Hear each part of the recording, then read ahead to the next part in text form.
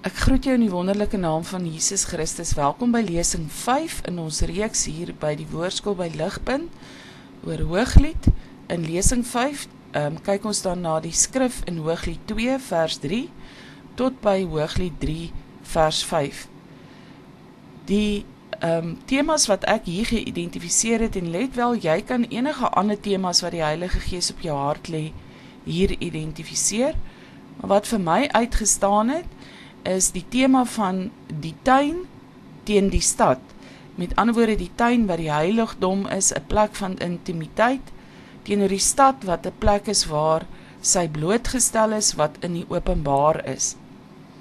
Dan die tweede tema wat ook vir my uitgestaan het, is dat daar 'n nuwe seisoen aanbreek. Met ander woorde, hierdie ding van die goddelike tydsberekening, die ritme in die natuur. So ek bid dan, in die naam van Jesus, Vader God, dat U sal kom deur U Gees en deur die woord, en hierdie gedeelte in Hooglied vir ons sal kom oopbreek, en dit vir ons 'n praktiese realiteit in ons lewens sal maak, sodat ons hoor, Heilige Gees, wat U daarmee vir ons in ons persoonlike lewe, ek wil sê in die naam van Jesus. Amen. Ek gaan dan net terug na lesing 4 wat ons daarin gedoen het, en ek recap net kortliks, as ek dit dan so kan noem, die vorige gedigte wat ons dan na gekyk het, of jy kan dit sien dat hierdie gedigte tot en met hier Hooglied 2 vers 3 tot 7, wat die eerste gedeelte is wat ons in lesing 5 gaan doen, dan by mekaar aansluit. Maar jy kan die indelings doen soos die Gees van die Here jou lei. In die vorige gedeeltes het die volgende temas vir my uitgestaan. In Hooglied 1 vers 2 tot 4 het sy gepraat oor hoe hy kosbaarder is vir haar as enigiets anders, haar begeerte om na hom getrek te word. In Hooglied 1 vers 5 tot 7 het sy gepraat oor die onreg deur haar familie aan haar gedoen, haar voorkoms waarmee sy nie tevrede was nie, en haar desperate plan om self by hom uit te kom.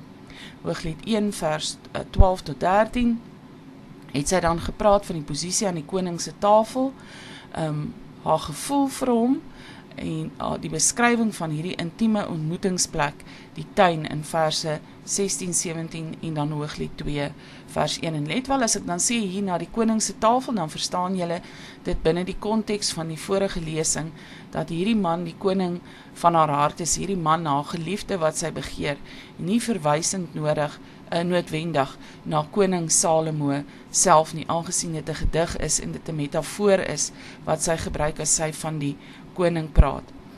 As die manlike persoon dan gepraat het, was sy bydraes om te bevestig dat sy vir hom goed genoeg is. Met ander woorde, hy bevestig haar waardigheid in Hooglied 1 vers 8 tot 10 en vers 15. Dit was min of meer die temas in die vorige gedigte, en ons het hier gesien hoe hy haar elke keer terugbring na die sentrale idee wat ons in die hele boek vind van die hoop en die liefde. Al was sy elke keer vir 'n oomblik afgelei deur die nie-ideale faktore in die lewe rondom haar nie, het hy haar elke keer teruggebring na hierdie posisie. Ek herinner julle in die vorige lesings die illustrasie dat die gedig in 'n sirkelbeweging beweeg en dan weer terugkom by 'n sentrale punt, en dan begin 'n nuwe sirkel weer uit hierdie sentrale punt, en dan beweeg dit weer terug hierheen. En dat dit die patroon is wat herhaal in hierdie boek Hooglied. Jy moet dan in gedagte hou, as ons dan nou verder gaan na Hooglied 2 vers 3 tot 7, wat die volgende gedeelte is wat vir my by mekaar aansluit, dat as gevolg van die tydsbeperking in die klasse wat by Ligpunt is net 'n uur, bietjie meer as 'n uur, is my indeling nie noodwendig hoe die hele gedig op een slag by mekaar hoort nie, maar eerder omdat dit is die tyd wat ons tot ons beskikking het. So saam met lesing 4 se eerste gedeelte wat begin het by Hooglied 1 vers 2, sou ek dan daarby die volgende gedeelte ook aangesit het in Hooglied 2 vers 3 tot 7. Die rede daarvoor is dat hulle is steeds in die tuinposisie van Hooglied 1 vers 16 tot 2 vers 1. Maar hier intensifiseer hierdie belewenis van haar en is sy op 'n nog meer en intieme plek. In die vorige gedeelte het sy meer die tuin beskryf, die omgewing rondom haar, maar hier beskryf sy wat beleef sy in hierdie omgewing wanneer sy dan in hierdie omgewing is. Daarom vorm dit vir my nog steeds deel van die vorige gedeelte in lesing 4. En hierdie gedeelte in vers 3 tot 7 van hoofstuk 2 is dan haar reaksie op die vergelyking in Hooglied 2 vers 2 wat hy dan doen, dat sy vir hom so mooi is soos 'n lelie tussen die dorings. Dit is dan haar reaksie en haar belewenis. Nou, as ons die volgende gedeelte gaan doen, in vers 3 tot 7, sal julle sien, die tema van hierdie gedeelte sentreer rondom 2 elemente. Die eerste is voeding, met ander woorde wat sy proe, wat sy eet, en hoe dit voedsaam is vir haar, en dan die tweede gedeelte is die heiligdom. En nou in gedagte, hulle praat hier in Hooglied, die skrywers van die gedigte, vanuit hulle wysheidsgeskrifte konteks, en in daardie konteks van hulle weet ons, die tempel van Salomo was baie belangrik vir hulle, soos wat julle hier in hierdie voorstelling kon sien. Dit sou min of meer wees hoe die tempel van Salomo op daardie stadium gelyk het.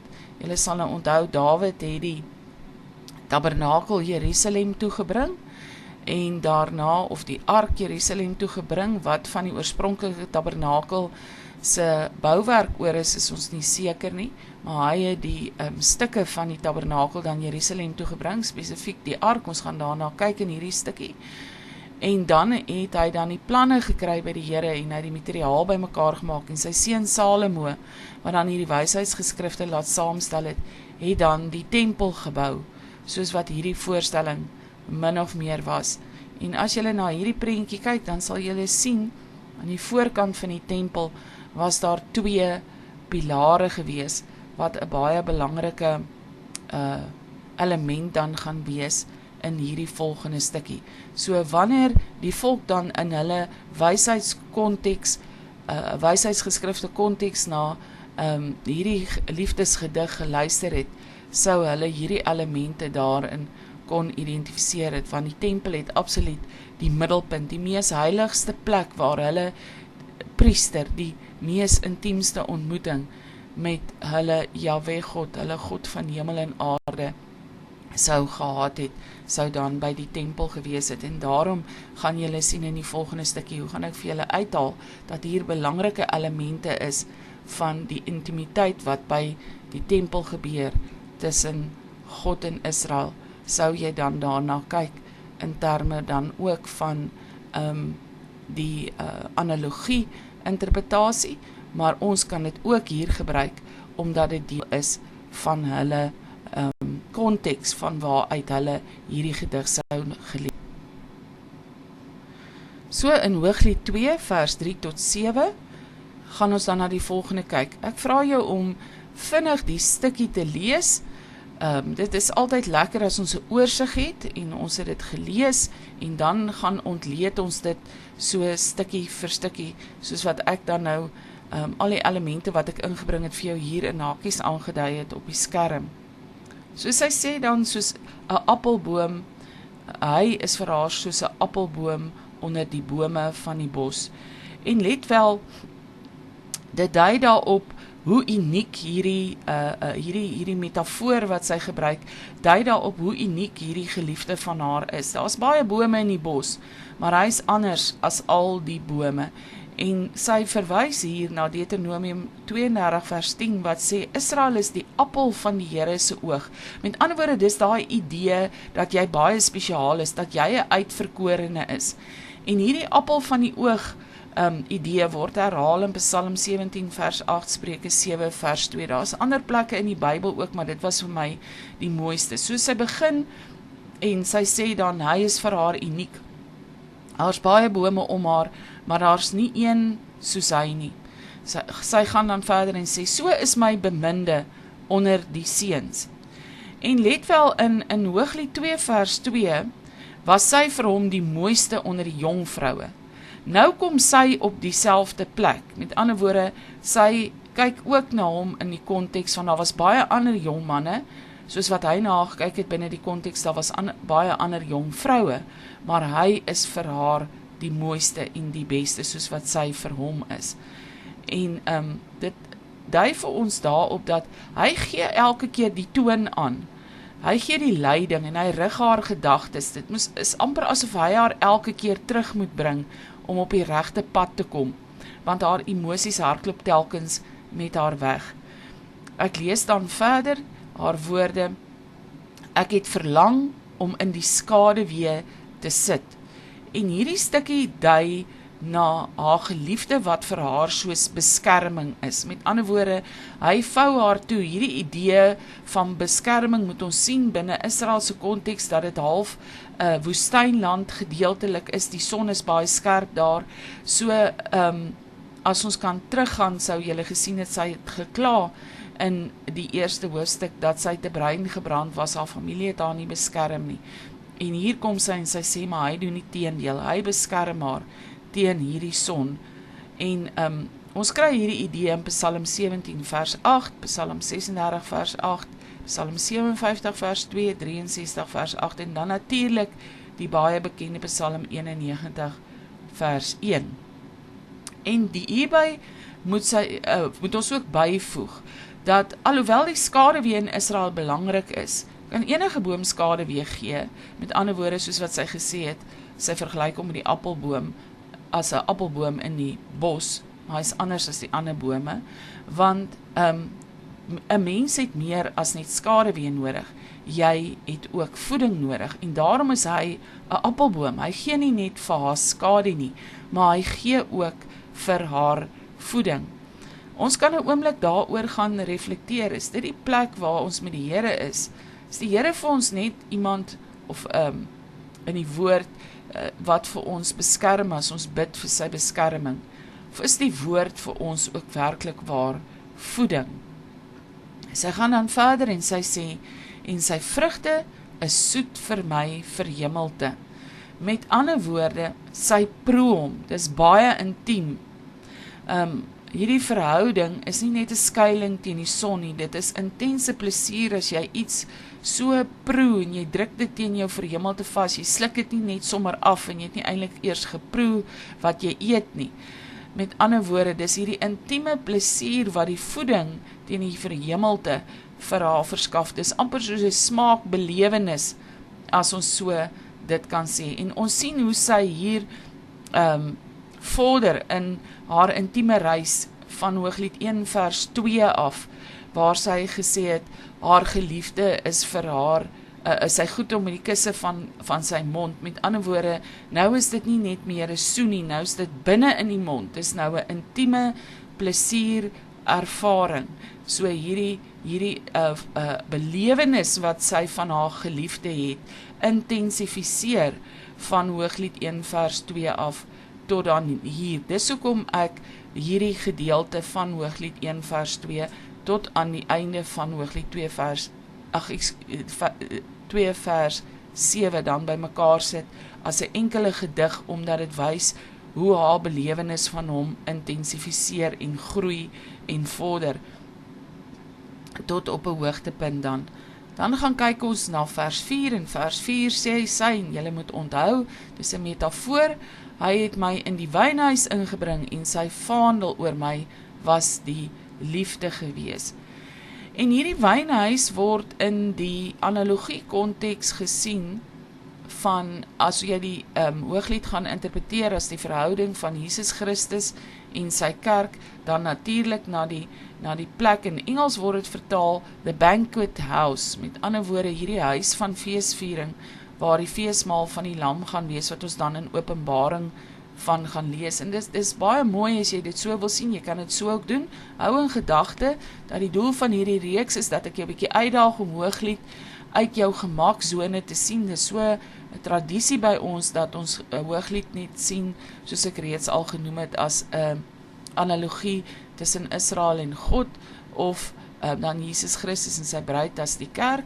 Maar ek daag jou 'n bietjie uit om so 'n bietjie uit ons gemaaksone uit te klim en dit te oorweeg in 'n persoonlike verhouding met die Here uit die konteks van die wysheidsgeskrifte, soos wat ek vir julle dan in verlede week se lesing ook verduidelik het. Nou uit daardie konteks dan, dat ons so 'n bietjie na dit kyk van uit 'n ander perspektief, is hierdie wynhuis vir my bietjie anders as om dit net te interpreteer as 'n banketsaal. As ons gaan kyk na die konteks van die tyd waarin dit geskryf was 'n wynhuis die plek waar die wyn gefermenteer het. Met ander woorde, nadat hulle dan nou die druiwe gepers het, en weer eens moet julle onthou, Israel is 'n baie warm land, het hulle dan gewoonlik 'n plek, 'n huis of 'n vertrek gehad, wat heel waarskynlik dan gekap was uit die rots, of waar uit die area was, wat hulle dan 'n ruimte sou uitgekap het, en daar het hulle dan nou hierdie kanne met die wyn gesit, want dit was koel, en dit kon daar fermenteer het. En in die plek van die tyd van Herodes, meer as 1000 jaar later, is dit geïnterpreteer as 'n banketsaal. Maar hierdie was bietjie anders in die tyd waarin hierdie boek geskryf is. En dit was 'n plek waar hulle dan sou ingegaan het, en hulle sou dan die wyn gaan proe het, of dit dan reg was, en hulle sou dan besluit het, hierdie is sterker, hierdie is bietjie flouer, dit kan verskillende goed gebruik geword het. So dit was hierdie intieme donker plek waar wyn geproe is. Mense sou heel waarskynlik so bietjie onder die invloed daarvan gekom het, want onthou nou, hulle het dit nou kom proe, hulle het nie noodwendig geweet wat hulle daar kry nie, maar as hulle dan nou die wyn geklassifiseer het as sterker of ligter, sou jy dan nou meer geweet het wat jy gaan kry.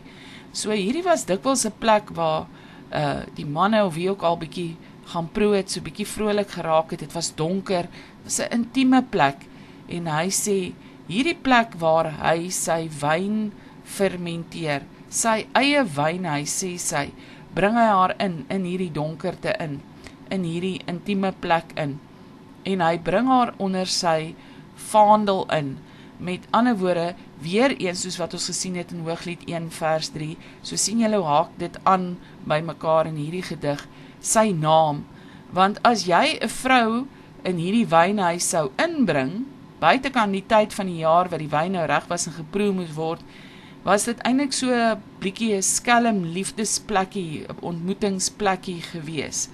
En almal sou geweet het, waarom twee mekaar daar in die wynhuis kry, mekaar daar by mekaar kom. Maar dis nie 'n skande nie, want hy bring haar onder sy naam in, onder sy vaandel. En hierdie vaandel in Hebreëus is die Engelse woord is 'n standard, dis soos 'n vlag, met ander woorde, hy verklaar vir die hele wêreld, as hulle in Israel oorlog toe gegaan het, het die stamme aan die punt van die stam het een met 'n vaandel of 'n vlag geloop vir die hele wêreld om te sien, hierdie is die stam van so en so, of hierdie is die volk van so en so, vandag nog sien ons dit.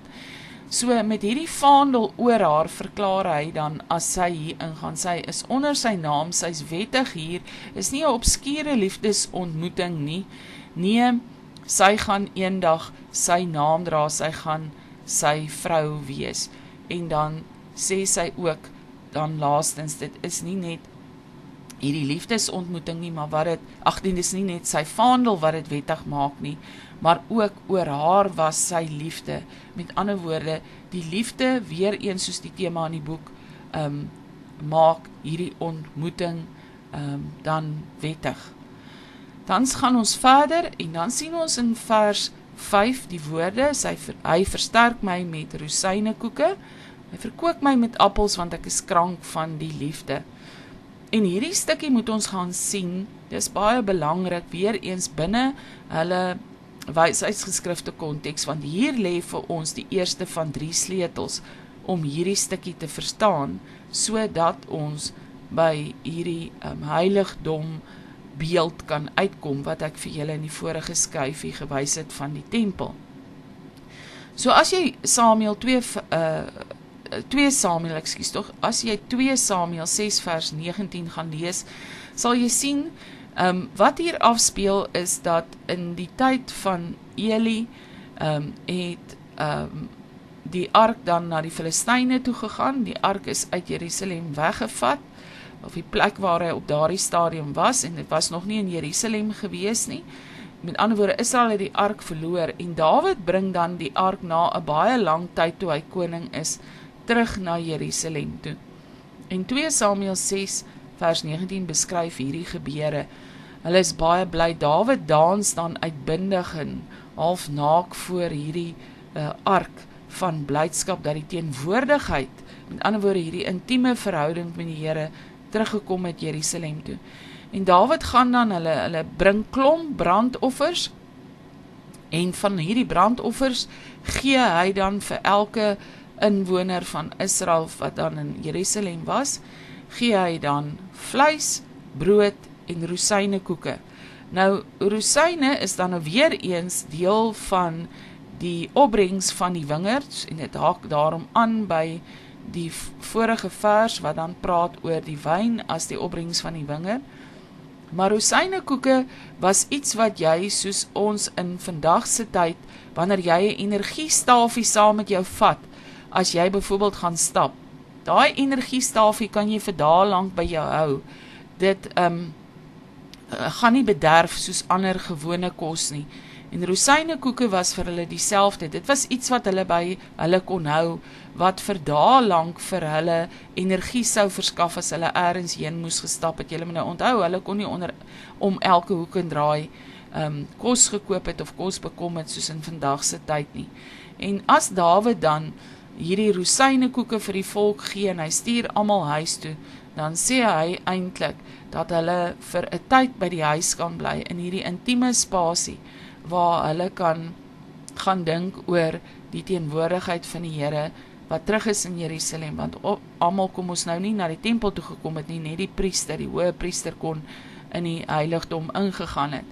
So, dis hierdie wat Dawid dan doen, hierdie simbool dat hulle op 'n intieme spasie by hulle eie huise moet wees in afsondering, en daarvoor gee hy vir hulle kos, sodat hulle hierdie paar dae nie hulle huise hoef te verlaat nie. So wanneer sy dan sê, hy versterk haar, dan beteken dit, hy gee haar krag, hy onderhou haar as 'n persoon.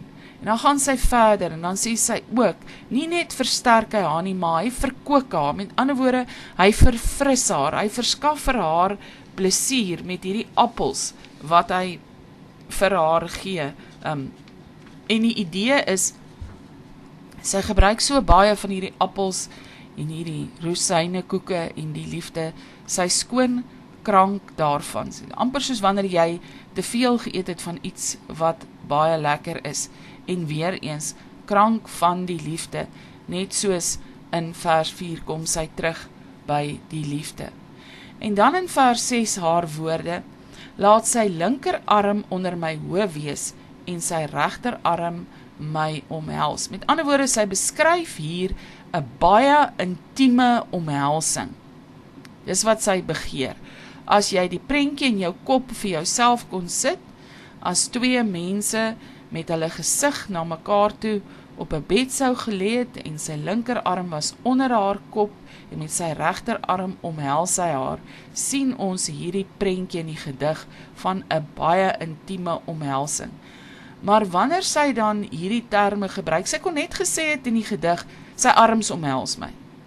Maar sy sê spesifiek in die gedig, sy linkerarm en sy regterarm, en elkeen van hulle se spesifieke posisie.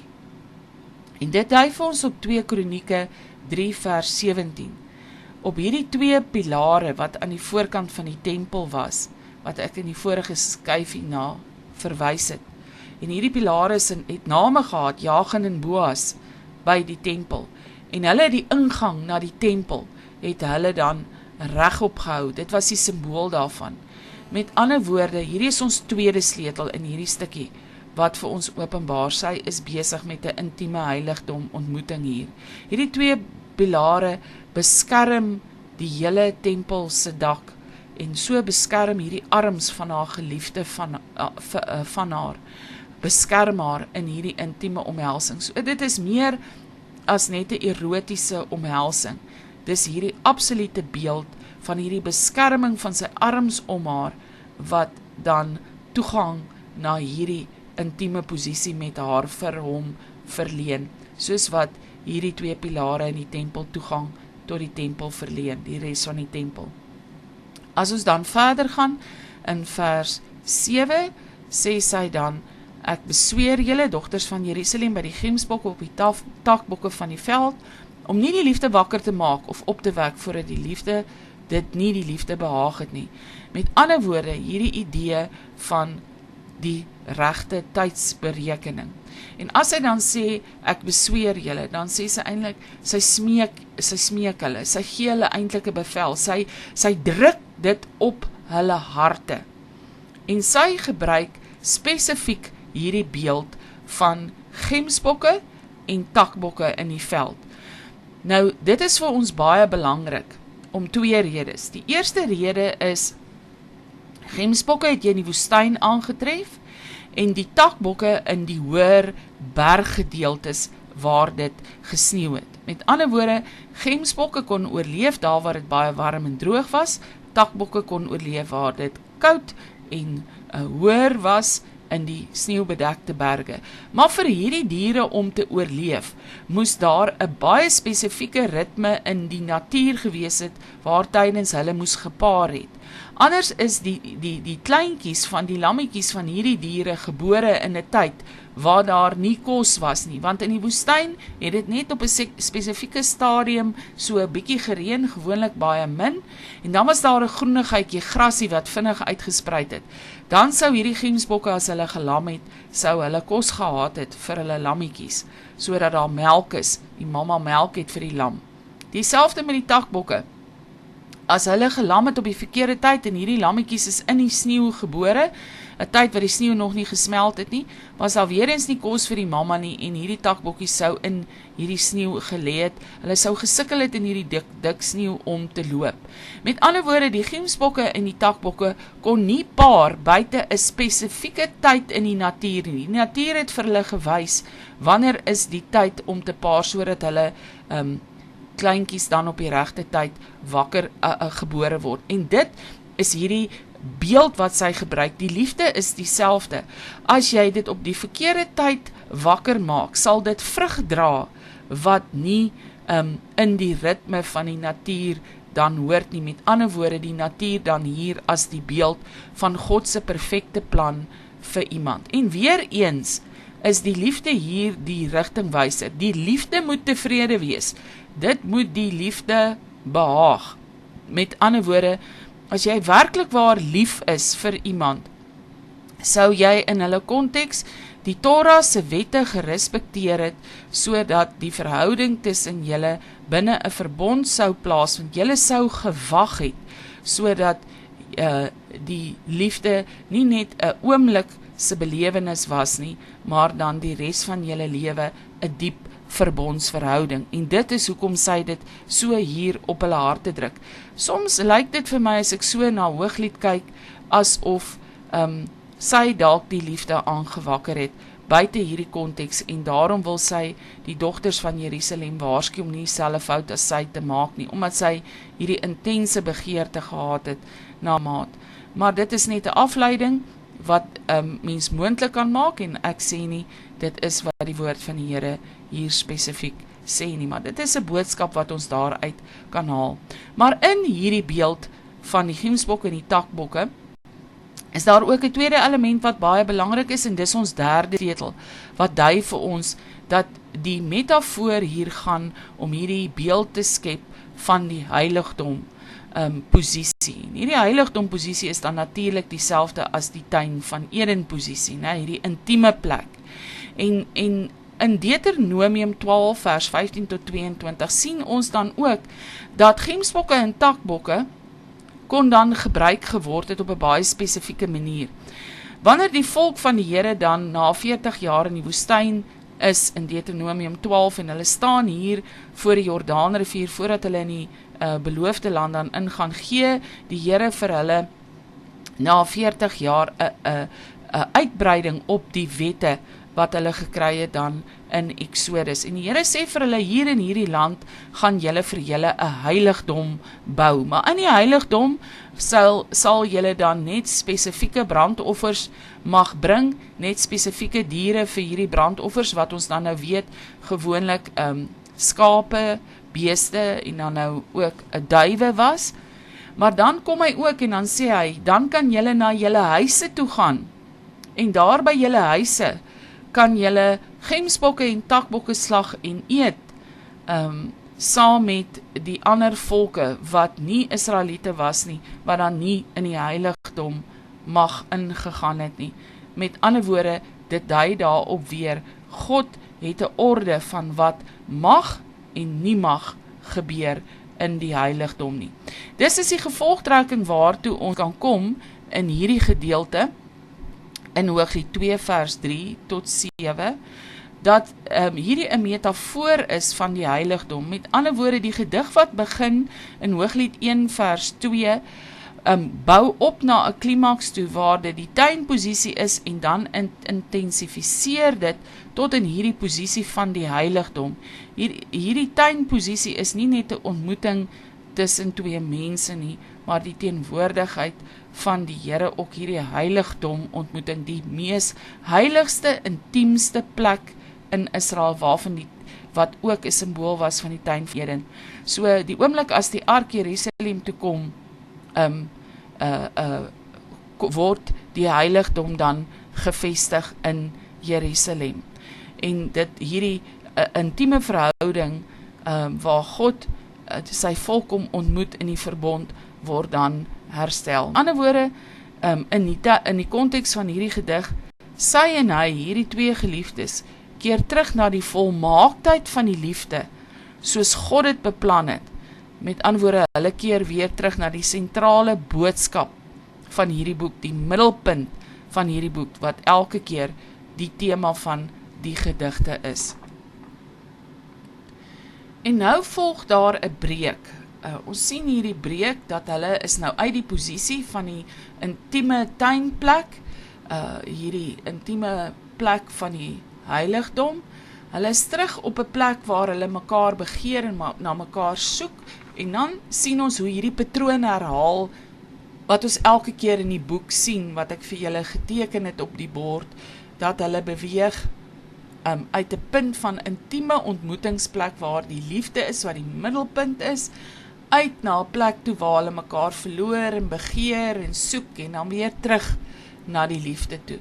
En ons sal dan ook sien, dat alhoewel hierdie nou 'n nuwe gedig is, as ons dit so kan noem, het ons heel in die begin vir julle gesê, die temas in hierdie gedigte haak elke keer by mekaar aan, sodat die hele boek van Hooglied 'n eenheid vorm. En ons sal dan sien dat hier is beelde wat in die vorige gedeelte ook was, weer eens die gems en die takbokke, 'n nuwe vrugteseisoen, jakkalse wat die wingerde verniel, lelies ensovoorts. Hierdie beelde herhaal dan almal. En dan sien ons in hierdie gedeelte, en dit is hoekom dit vir my na 'n nuwe gedig lyk, is dit asof sy aan haar geliefde dink. Met ander woorde, dit is asof die ontmoeting met hom vir haar 'n herinnering is. Asof sy so 'n bietjie op haar bed lê en sy reflekteer, en sy is nie in sy teenwoordigheid soos met die ander gedigte nie. En die tema hier is die tema van 'n nuwe seisoen. Met ander woorde, dit haak weer aan by die vorige tema. Daar's 'n verkeerde tydsberekening en daar's 'n regte tydsberekening. En hier kom die verkeerde teenoor die regte tydsberekening sterk na vore. Met ander woorde, dis daardie ding van hierdie seisoene, die winterseisoen en die lenteseisoen, as die bloeisels aan die bome kom. Die seisoene wys vir ons duidelik, soos hierdie skyfies, dat in die lewe is daar 'n regte en 'n verkeerde seisoen, 'n ritme in die natuur wat geopenbaar word volgens God se orde, wanneer goed dan in die regte tyd moet gebeur. Sy begin dan in vers 8, Hooglied 8 tot 17, praat sy dan, en sy sê, hoor my beminde, kyk daar kom hy. Met ander woorde, sy sê, wees ingestel, verwag hom, kyk, wanneer kom hy? Hy spring oor die berge, hy huppel oor die heuwels. En let wel, sy ingesteldheid teenoor uitdagings, teenoor hare. Hy, die berge en die heuwels, stel soos hindernisse voor. En hy huppel oor hierdie hindernisse, waar sy is nogal een wat kla oor haar hindernisse. Haar hindernisse stel haar negatief in, en dan raak sy desperaat, en dan doen sy allerhande vreemde goed, soos wat ons dan gesien het in Hooglied 1, waar sy desperaat geraak het, en sy wou na hom toe gegaan het by sy herderstente. Hy nie, hy huppel en hy spring op pad na sy geliefde toe. Hy sien glad nie die uitdagings raak nie. En dit laat ons baie dink, in die werklike lewe, wanneer twee mense op mekaar verlief is, sal hulle byvoorbeeld ver afstande ry, en die pad is nie vir hulle 'n probleem nie, en geen uitdaging is vir hulle te groot nie. En dan in vers 9 gaan sy dan verder, en sy sê, en hier raak dit nou aan by die vorige gedigte se beelde, my beminde lyk soos 'n gemsbok, of soos 'n jong takbok, met ander woorde in seisoen. Daar staan hy agter ons muur, kyk, hy kyk deur die vensters in, hy bespeer deur die tralies heen. En hier sien ons, in die eerste gedeelte was die hindernis vir haar, dat haar liggaam was te bruin gebrand, sy was nie mooi genoeg nie. Hier is die hindernis nou, fisiese tralies, mure, vensters, met ander woorde, hy kan nie by haar uitkom nie.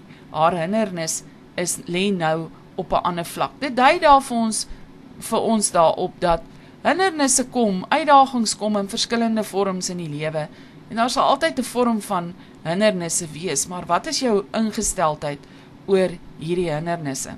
En dan in die volgende stukkie, vers 10 tot 13, lyk dit asof sy hom aanhaal.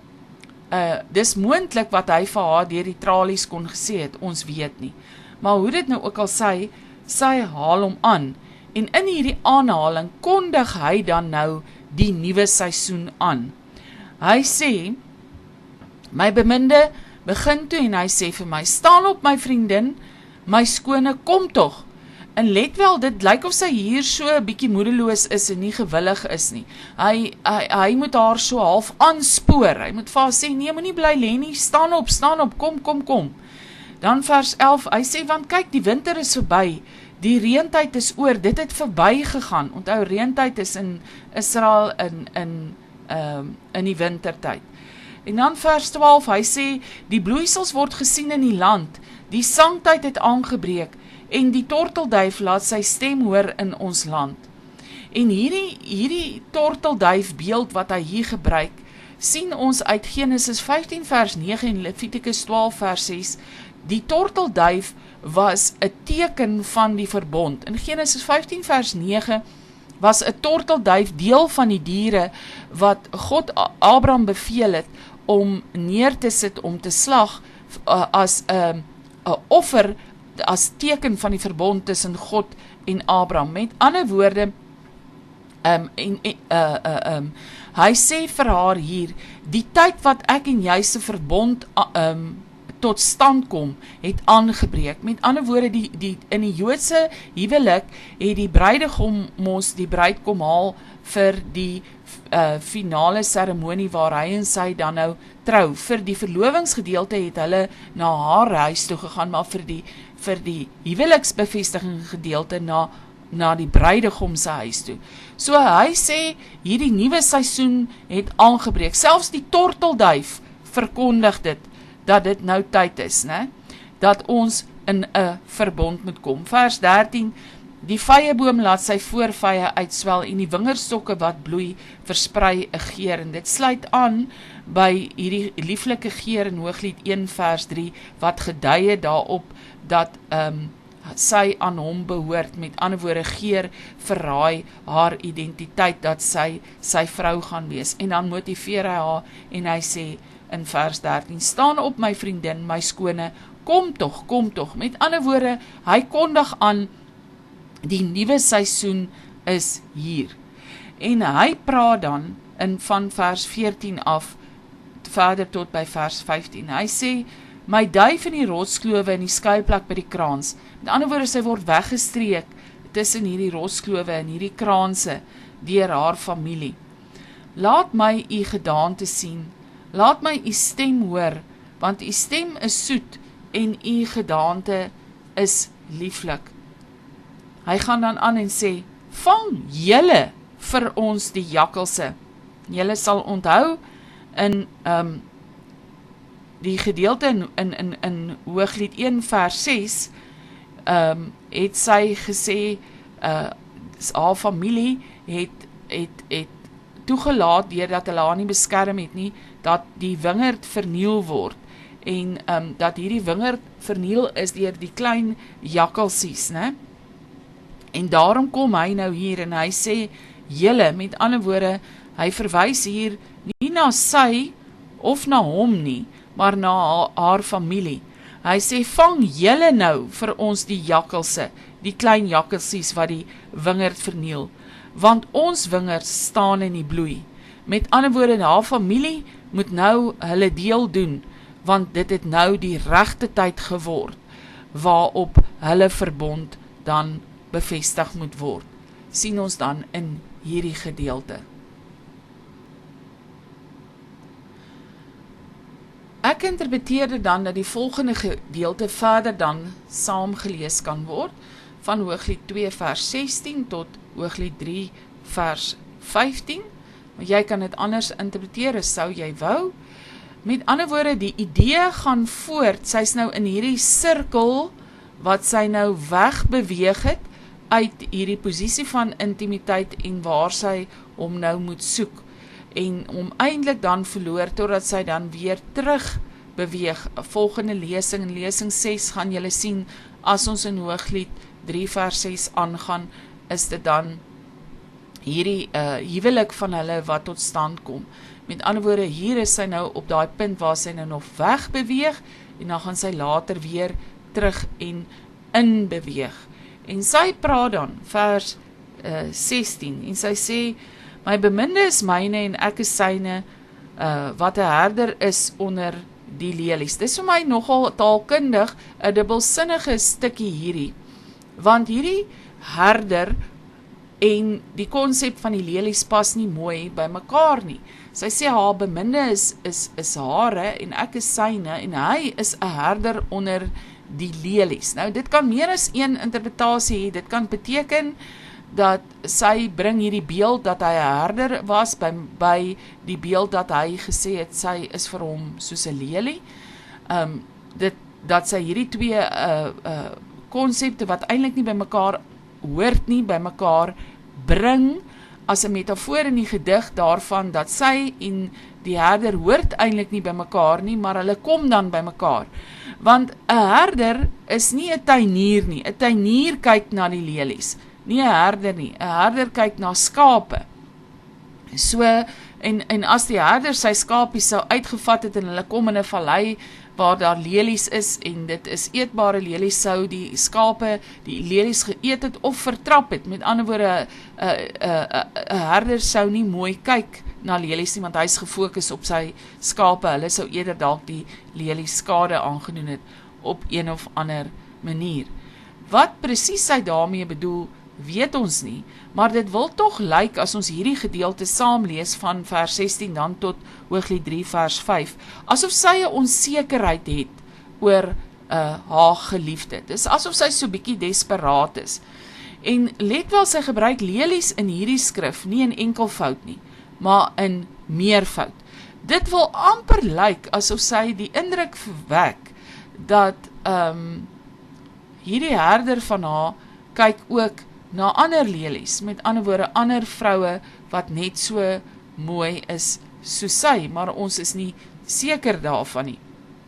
Die ander opsie is ook dat omdat sy en die dogters van Jerusalem saam beweeg, is hulle almal hierdie lelies tesame en kyk hy eintlik as hy na haar kyk en hy doen met haar die regte goed. Met ander woorde, hy bly met haar binne die verbondsorde. Dan kyk hy ook indirek daarna na die ander lelies deurdat hy hulle inspireer vir hoe 'n verhouding kan wees. Maar as ons dan die res gaan kyk, dan tel ons definitief onsekerheid by haar op. Sy sê dan in vers 17, verder totdat die aandwind waai en die skaduwees vlug, kom aan my beminde, maak soos die giemsbok of soos die jong takbok op die berge van skeiding. Met ander woorde, alles wat uitdagings is. En weer eens is hier 'n bekommernis. Onthou julle, in die vorige gedeelte het ek gesê, hierdie geliefde van haar moet elke keer half haar gedagtes lei en rig. Sy raak desperaat en sy gaan dan op 'n plek waarheen sy nie moet gaan nie. En of sy is bereid om kompromieë aan te gaan en buite die verbonds beginsels van die Torah te beweeg.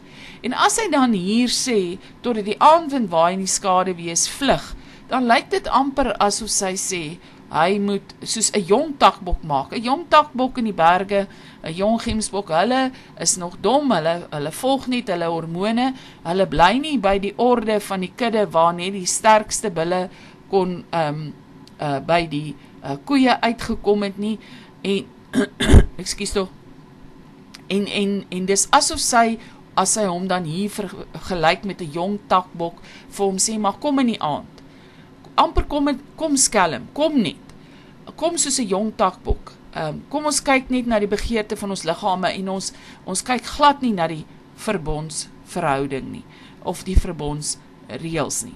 So hier is bietjie 'n indruk wat gewek word so tussen die lyne van 'n onsekerheid, en dat sy op 'n plek is waar sy alles maar net wil laat gaan, omdat sy hier by haar familie is, omdat sy in hierdie kamer is met die tralies, en hulle kan nie by mekaar kom en is asof sy sommer alles wil oorboord gooi, en net by hom uitkom.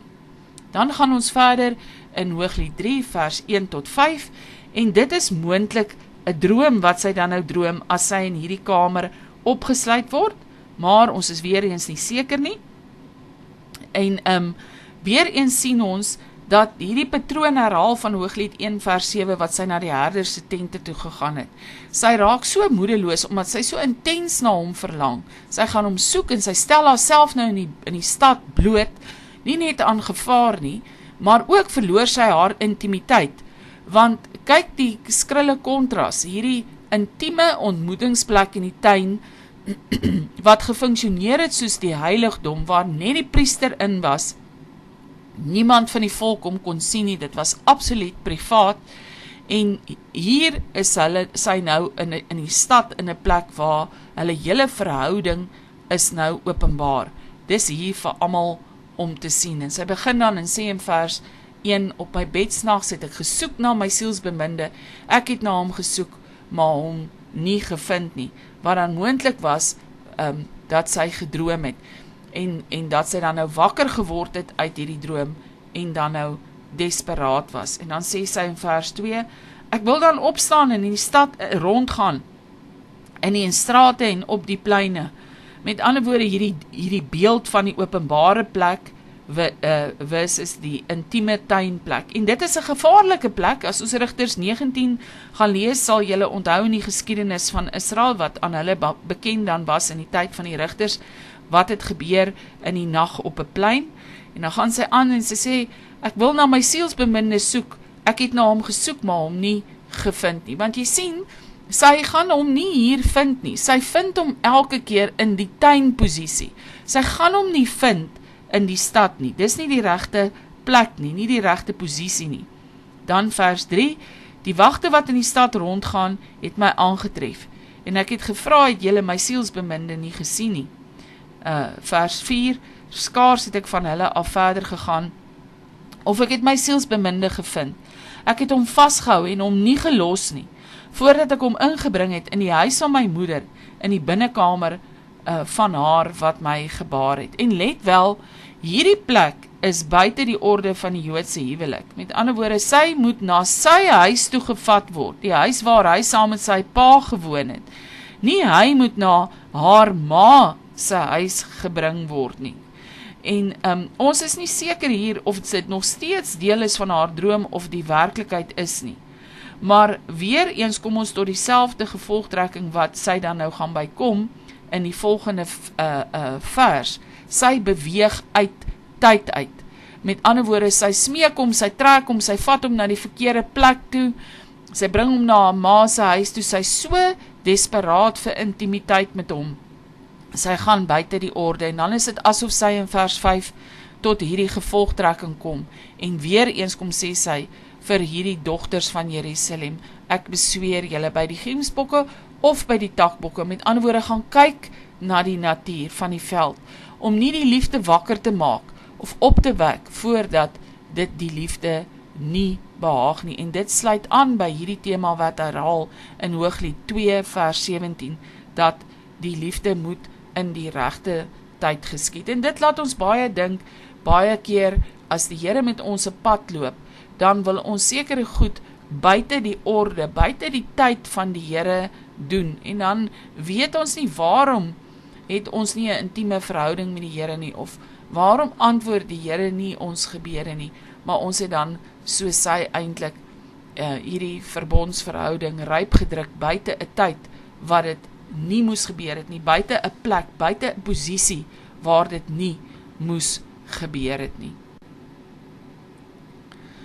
So ten slotte dan in lesing 5 is die slotsom van hierdie gedeelte dat die ontmoetingsplek, met ander woorde hierdie tuinposisie, en die liefde en die ritme in die seisoen is soos God dit geskape het. En dit is die hoop dat wat dit dra, hierdie beelde wat dit dra, dat God se plan is nie vernietig nie. Daar is steeds hoop vir die mooi en die volmaakte. Met ander woorde, die posisie, die plek, soos God dit in plek gekry het, is volmaak. Maar ons as die mens is nie, ons is gebrekkig. Ons maak dikwels dieselfde foute oor en oor, as gevolg van die wêreld waarin ons leef, wat vol uitdagings is. Maar die hoop is, die plan van God is nie tot niet nie. Maar jy moet dit nie probeer tot stand bring in jou eie menslike krag nie. Mag die Gees van die Here julle lei om elkeen uit hierdie gedeelte openbaring van die Heilige Gees te ontvang, soos dit spesifiek in jou omstandighede van toepassing is. In die naam van Jesus, amen.